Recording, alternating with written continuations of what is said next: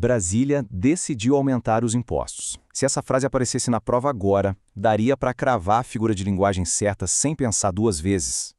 Olha só, se bater a menor dúvida, presta muita atenção aqui.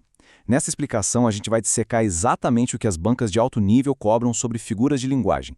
É aquele detalhe direto ao ponto que separa quem quase passa de quem assina a posse.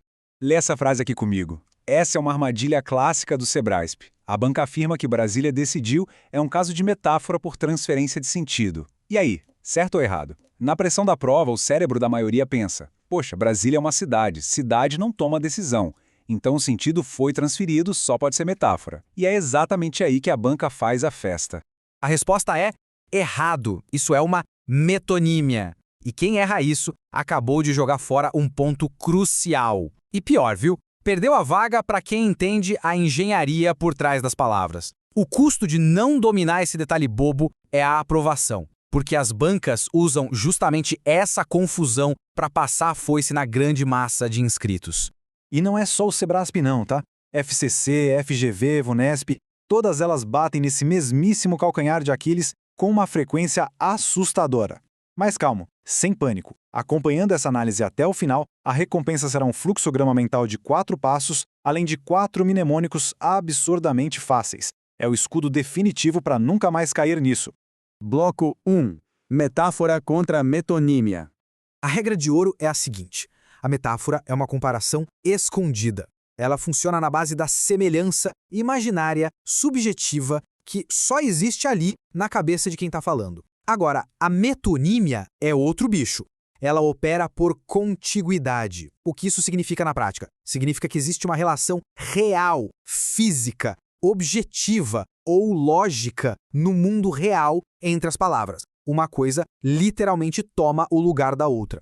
O contraste é brutal. Sabe o que a maioria acha? Ah, se não é literal, é metáfora. Errado. O que a banca realmente exige é o seguinte: se a substituição veio puramente da imaginação, é semelhança subjetiva, ou seja, metáfora. Mas, se dá para apontar o dedo no mundo real e ver que as duas coisas estão conectadas fisicamente ou logicamente, aí é relação real, metonímia. Daqui a pouco vai ficar claro por que isso muda tudo na hora de marcar o X.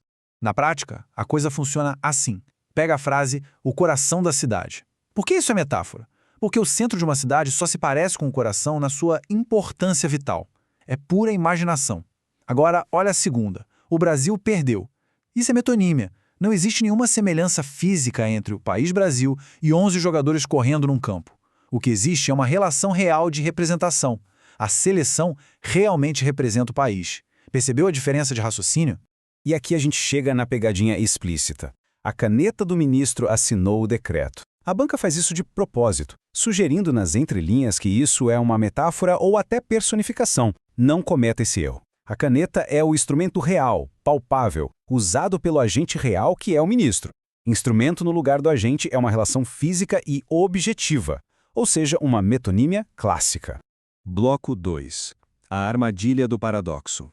Presta atenção nesse detalhe. Tanto a antítese quanto o paradoxo, que a banca também adora chamar de oxímoro, lidam com ideias opostas. Beleza. Só que a antítese traz opostos que conseguem conviver tranquilamente no mundo real, sem explodir a lógica. Já o paradoxo traz uma contradição lógica insuperável.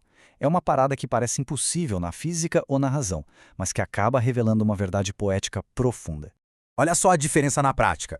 Ricos e pobres dividem o mesmo ar. Ricos e pobres são opostos? Sim. Eles coexistem? Sim. Então temos uma antítese. Agora encare esse paradoxo em forma de oxímoro. Silêncio ensurdecedor.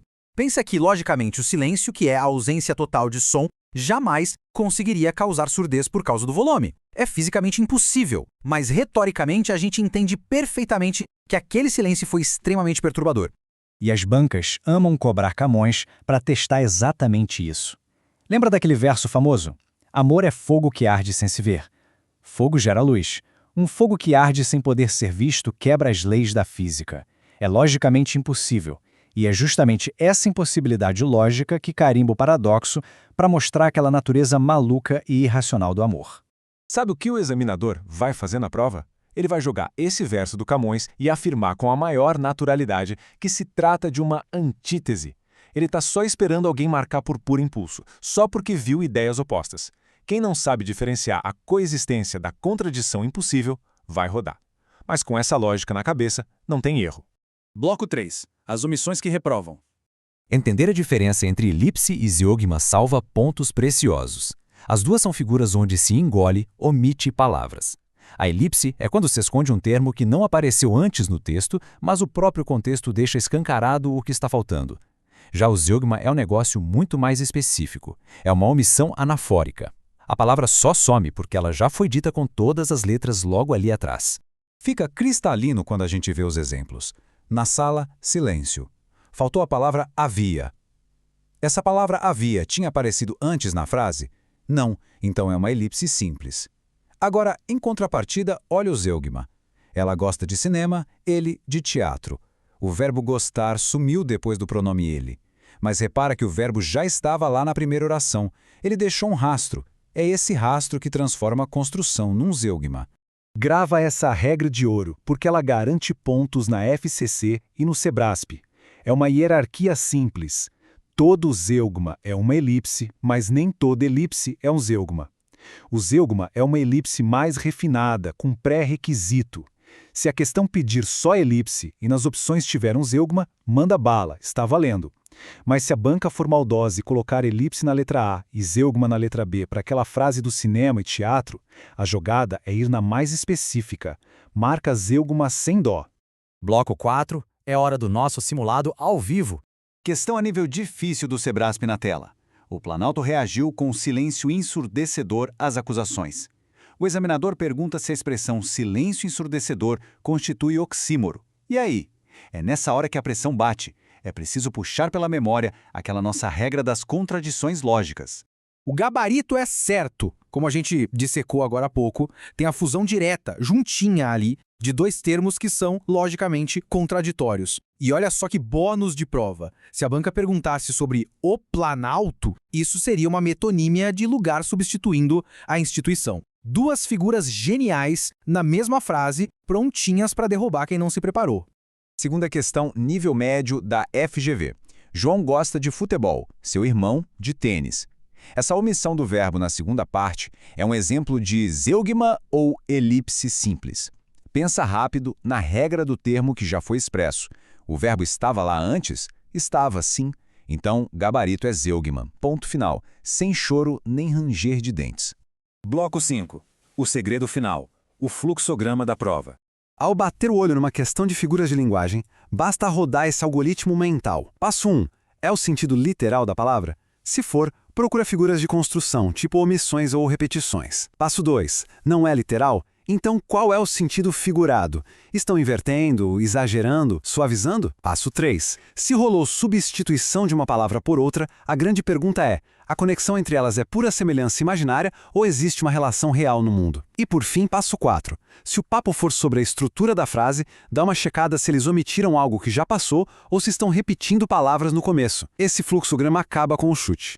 E para cravar de vez esse raciocínio, leva esses 4 mnemônicos. Meta é a metamorfose de sentido. É pura imaginação.